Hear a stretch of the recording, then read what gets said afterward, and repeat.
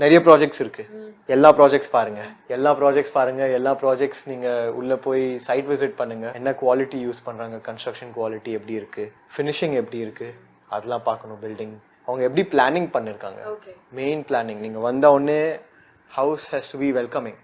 வந்த உடனே ஒரு ஓப்பன் ஏரியா, ஓப்பனா இருக்கணும். இப்போ நம்ம உள்ள வந்தோம், ஓப்பனா இருக்கு, sofa living, family living area, dining area, அப்புறமா rooms are on the side. So that உங்களுக்கு direct, no operation, no walls in the between, அந்த மாதிரி அது நல்லா இருக்கும். அப்புறமா உங்க பாத்ரூம் பொசிஷனிங் எப்படி இருக்கு, ரூம்ஸ்குள்ள இருக்கா, ரூம்ஸ் வெளியில இருக்கா, அது நீங்க பார்க்கலாம் பேஸ்ட் ஆன் யோர் ரிக்குவயர்மெண்ட். ஏன்னா எல்லாருமே 2-3 ஆப்ஷன் வச்சிருப்பாங்க.